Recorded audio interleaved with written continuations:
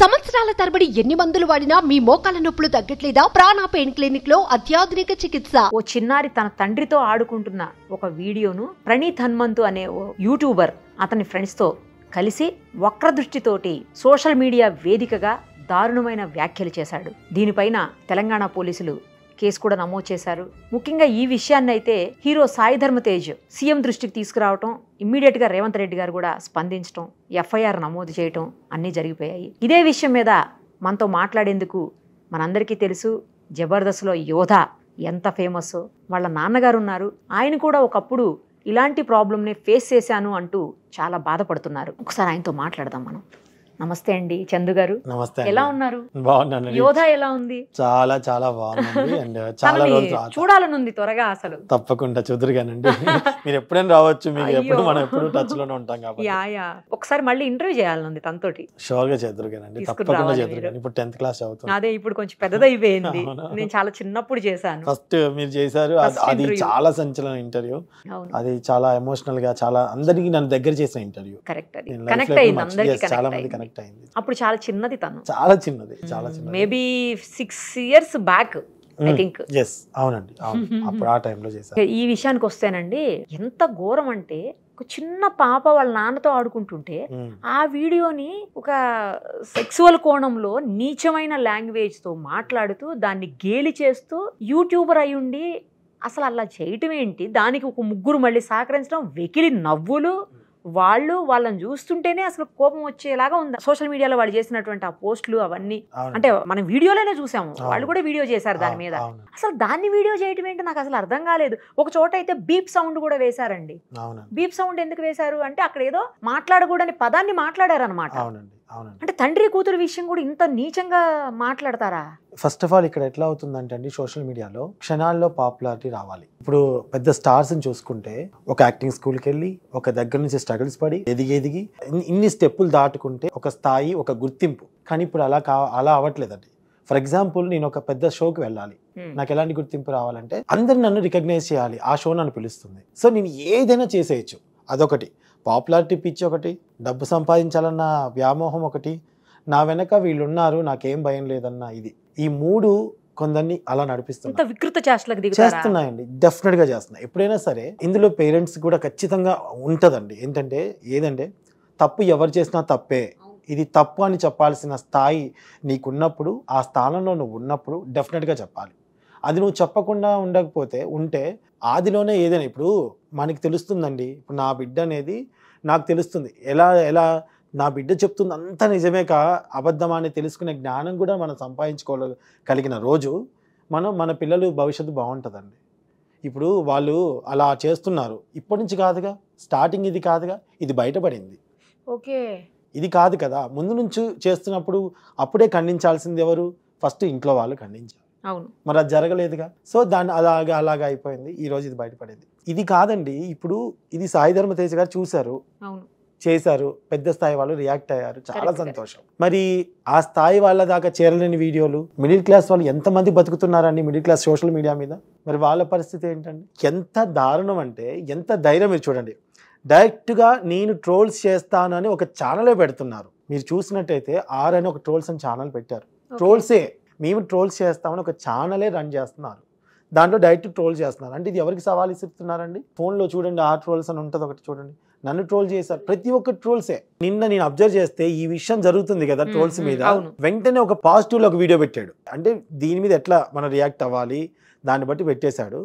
దాంట్లో మా పాపతో మేము నా చిన్నప్పటి నుంచి యోధాకి డాన్స్ టీచర్ నేనే, మీకు ఆ విషయం తెలుసు. వీడు కన్న కూతురుతో డాన్స్ డ్యూయట్లు వేస్తాడని అన్నాడండి నన్ను. ఇప్పుడు నా కూతురు, నేను, నా వైఫ్ అందరం కలిసి చూసాము. చక్కగా వాడు ఇలా చేశాడు, వాడి బుద్ధి ఇదే, మన మీద బతుకుతున్నాడు, వదిలేశాను. కానీ మా సునీతకి కొన్ని ఫోన్స్ వస్తాయి, నీ గురించి ఇలా అంటున్నాడే, మీ గురించి ఇలా అంటున్నాడే అని చుట్టాలు.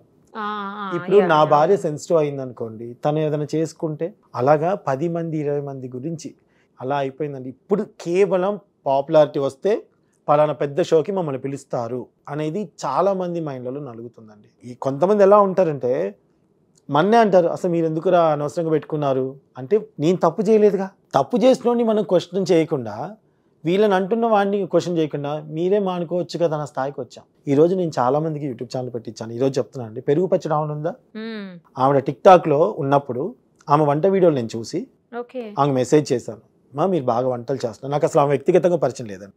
మీరు బాగా వంటలు చేస్తున్నారమ్మా, మీరు అప్పుడు నాకు యూట్యూబ్ ఛానల్ ఉంది, యూట్యూబ్ పెట్టుకోండి అమ్మా, మీకు ఆర్థికంగా ఉపయోగపడుతుంది అని చెప్పి. తర్వాత ఒకరోజు ఆమె నాకు ఫోన్ చేసి, నా నెంబర్ తెలుసుకొని ఫోన్ చేసి, చందు గారు ఎలా పెట్టాలో కొంచెం నాకు సలహాలు ఇవ్వరండి అది అంటే, నేను ఇలా చేసుకోండి అమ్మా, ఇలా చేసుకోండి అని చెప్పాను. తర్వాత ఆమె చాలా అభివృద్ధి చెందింది. తర్వాత ట్రోల్స్ అయ్యాయి. ఈ రోజు తెలుగు రాష్ట్రాలను వదిలిపెట్టి మరి వేరే రాష్ట్రాల్లోకి వెళ్ళిపోయింది, ఉండిపోయింది.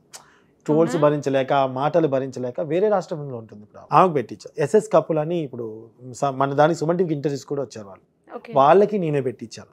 అంటే నేను ఎందుకు చెప్తున్నాను, చాలా మందికి యూట్యూబ్ ఛానల్ ఆర్థికంగా ఇప్పుడు ఉపయోగపడుతుంది, మీరు మంచిగా చేసుకుంటే మీరు ఇంట్లో ఉండకండి. ఎస్, మీరు ఇంట్లో ఉండకండి. ఇప్పుడు నాతో పాటు ఒక సిస్టర్ వచ్చారు, తను కవిత గారని. తనకి హస్బెండ్ లేరు, చిన్నప్పుడు హస్బెండ్ చిన్న వయసులో హస్బెండ్ చనిపోయాడు, కూతురు చనిపోయింది, ఆరోగ్యం బాగలేక ఇప్పుడు బయటికి వెళ్ళి పని చేసుకోలేదు. నా దగ్గరికి వచ్చి, తమ్ముడు నాకు ఏదైనా ఒక ఛానల్ కావాలని అంటే, అక్క మీరు వంటలు బాగా చేస్తారు, నాకు తెలుసు, మీరు పిండి వంటలన్నీ అమ్ముతా ఉంటుంది ఆవిడ. నేనేం చేస్తానంటే, అదే దాన్ని నువ్వు ఒక వీడియో నేను చెప్తా, నా వంతు నేను చేస్తాను హెల్ప్, మీరు చేసుకోవాలని నేను ఒక యూట్యూబ్ ఛానల్ పెట్టించాను. ఇప్పుడు ఆమె బతుకుతుంది.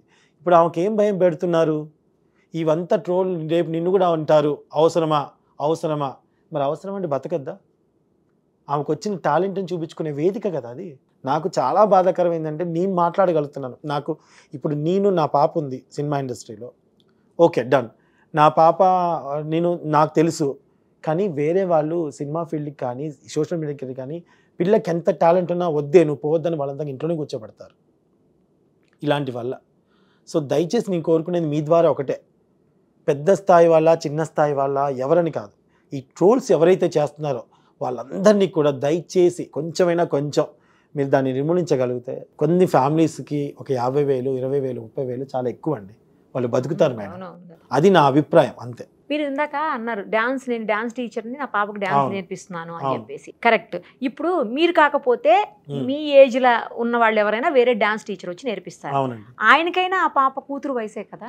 అదే అండి, ఇప్పుడు తండ్రికే తెలియని వాళ్ళకి ఇంకా వేరు నేర్పిస్తే ఏంటి, ఎవరు నేర్పిస్తే ఏంటి, ఎంత చండాలం. నేనేం చెప్తున్నానంటే మేడం, ఇప్పుడు కొంతమంది బ్యాడ్ కామెంట్స్ పెట్టే వాళ్ళని టార్గెట్, ఇప్పుడు ఇదివరకు ఏంటి, ఒక మంచి ఆడియన్ని మన సినిమాకి తీసుకురావాలరా అనేది అప్పుడు.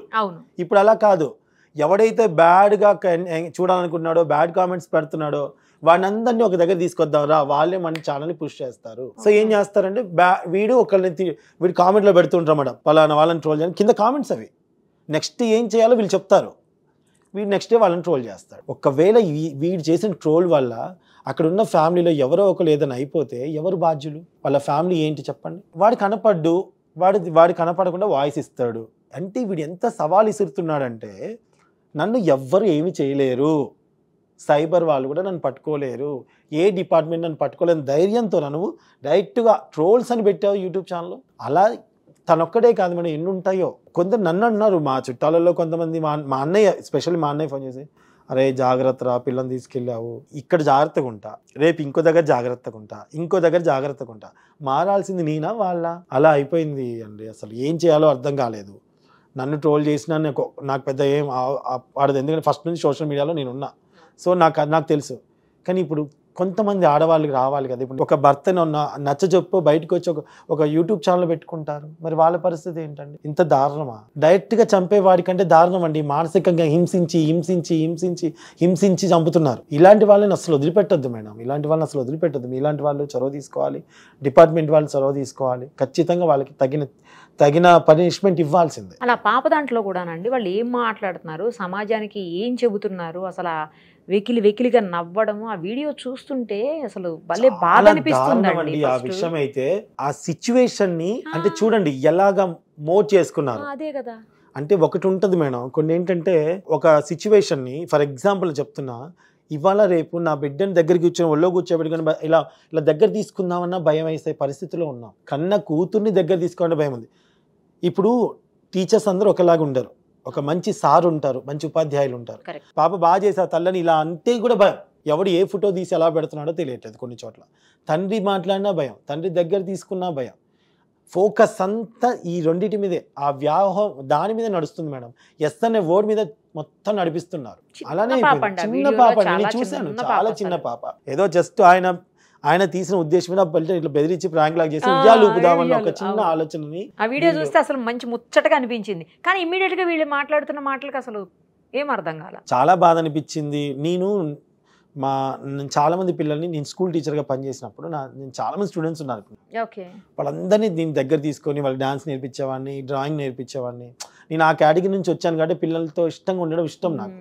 ఇది చూసి కూడా ఇలాంటి చేస్తుంటే నాకు కూడా ఒక తెలియని, అమ్మో ఎందుకులే ఎవడెక్కడి నుంచి ఫోటో తీస్తాడో, ఏం పోర్ట్రేట్ చేస్తాడన్న ఇది ఉంది. బికాస్ ఎందుకంటే ఇలాంటి వాటిని చూసే వాళ్ళు ఎంత చాలా ఎంకరేజ్ చేస్తున్నారు. ఫస్ట్ ఆఫ్ ఆల్ చూసి ఎంకరేజ్ చేయడమే కాదు, కామెంట్లలో రేపు వీడిని చెయ్యన్నా ట్రోల్ అని అడుగుతున్నారండి. ఎంత బాధాకరం అనేది అది తెలుస్తుంది. నేను ఒకరికి పెరుగు పచ్చడి ఆమెకి హెల్ప్ చేశానంటే నువ్వు ఆమెకు ఎన్నో భర్తవి అని వాడు దాంట్లో అనడం వీడియోలో. అప్పుడు ఇంకొకరు పాపం ఎవరైనా నన్ను వచ్చి అప్రోచ్ అవ్వాలనుకుంటే, అన్నయ్య అనుకుంటూ కొంతమంది వచ్చి నాకు వచ్చి నాకు కూడా హెల్ప్ చేయని చాలామంది నాకు పెడతారండి మెసేజ్లు. మరి నేను ఇంకా ఎవరైనా ఎట్లుంటుంది చెప్పండి. ఇప్పుడు జబర్దస్త్ వర్ష ఈరోజు అలా ఉంది అంటే నేను ఆదితో మాట్లాడి పెట్టించాను. ఇప్పటికీ ఆమె నాకు ఒకరోజు నా స్టేజ్ మీద నా కాళ్ళు మొక్కి నా బట్టలు పెట్టింది, అన్నయ్య నీ వల్ల నా లైఫ్ వచ్చింది అన్నయ్య అని పెట్టింది. నేను ఆ రోజు ఆపలేదే. టాలెంట్ ఉన్న ప్రతి ఒక్క పిల్లల్ని ఫస్ట్ నుంచి నేను ఎంకరేజ్ చేస్తాను, నాకు ఇష్టం అది. యోధాతో పాటు ఇంకొక అమ్మాయి టాలెంట్ ఉంటే అమ్మాయిని కూడా ఎంకరేజ్ చేయటం నాకు ఇష్టం.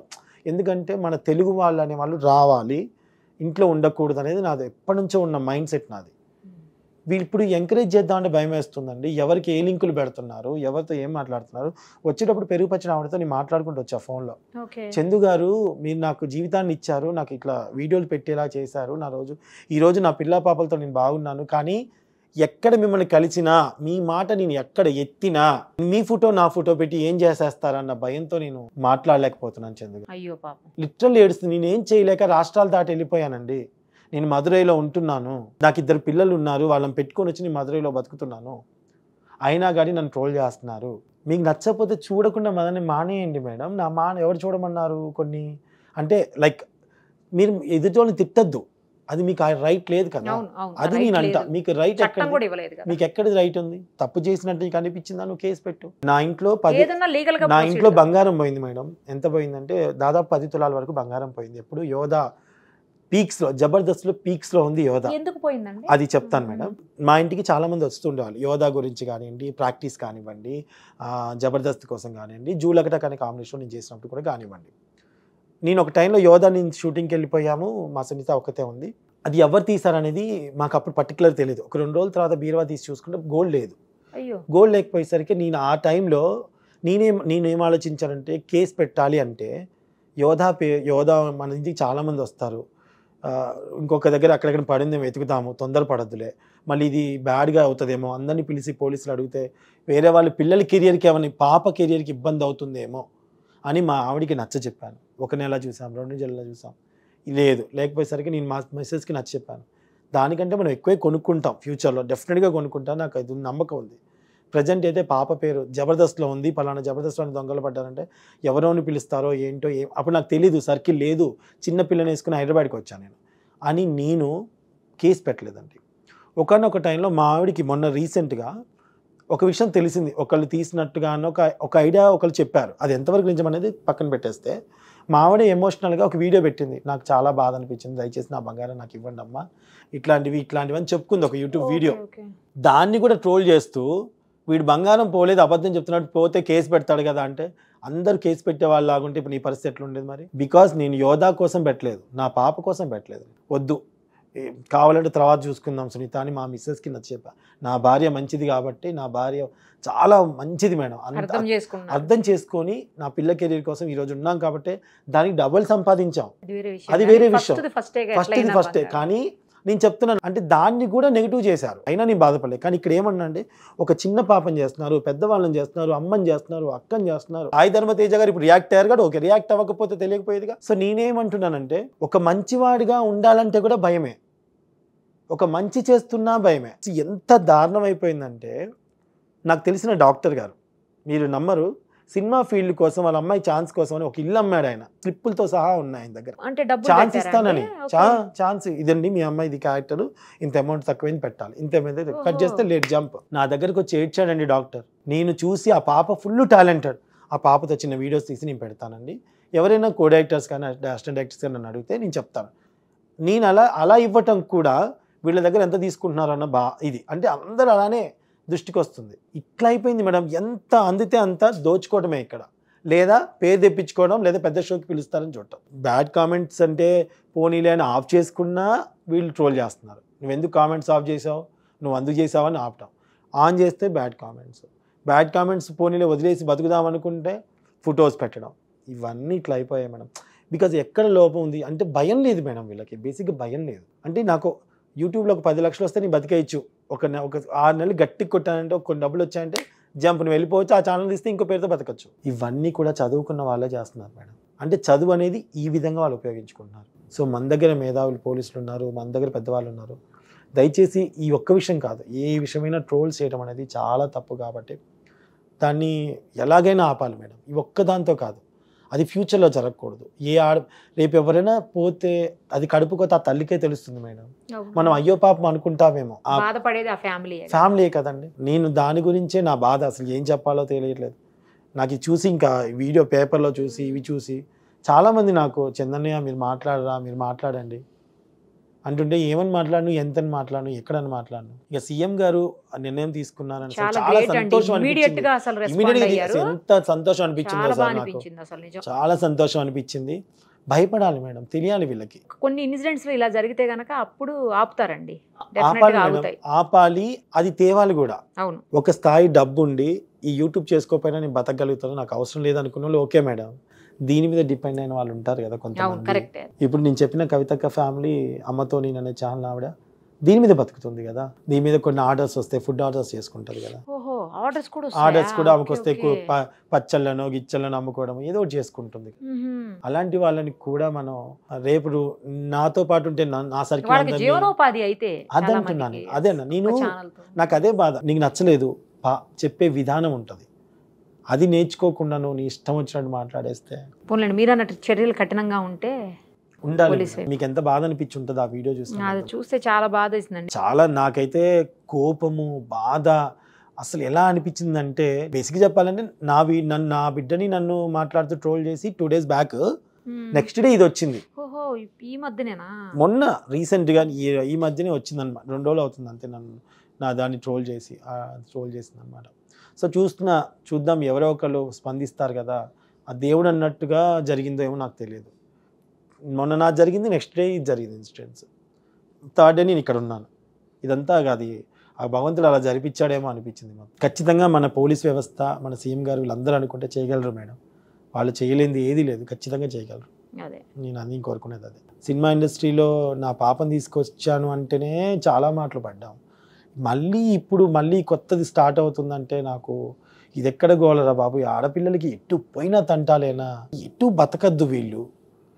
అసలు ఎక్కడికి వెళ్తున్నాం మనం, ఎక్కడుంటున్నాం? చదువుకున్నవాడు, చదువు లేని వాళ్ళు ఇలా ప్రవర్తిస్తే ఏంటి పరిస్థితి? ఆ పిల్ల ఎలా బతుకుతుంది? ఎక్కడ బతకాలి ఆ పిల్ల? దారుణం మేడం, దారుణం. అసలు ఎక్కడ ఉంటున్నామో తెలియదు. డ్రెస్ వేసినా తప్పే, మంచి ఇష్టమైన ఫుడ్ తిన్నా తప్పే, ఆ అమ్మాయి ఎలా మాట్లాడినా తప్పే, ఓపెన్గా మాట్లాడినా తప్పే. కష్టం.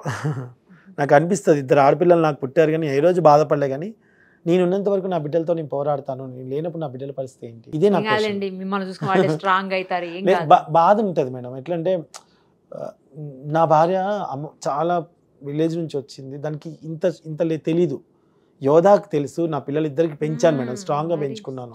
అన్నీ వాళ్ళకి చూసుకోవాలి, చేసుకోవాలి, చిన్నప్పటి నుంచి వాళ్ళకి తెలుసు. అంటే నా భార్య బాధపడుతున్నప్పుడు నాకు బాధ అనిపించింది. ఆ చిన్న పాప చూసి చాలా బాధపడింది. ఇంత చండాలంగా చేస్తున్నారు, ఇంత ఇది చేస్తున్నారు. చాలా చిన్న పాప అండి. చూద్దామండి, మీరు అన్నట్లు యాక్షన్ స్ట్రిక్ట్ గా ఉంటే అన్ని సెట్ అయితే. థ్యాంక్ యూ అండి. Thank you so much. Suman టీవీలో మీ పర్సనల్ అండ్ బిజినెస్ ప్రమోషన్స్ కోసం కింది నెంబర్కి కాంటాక్ట్ చేయండి.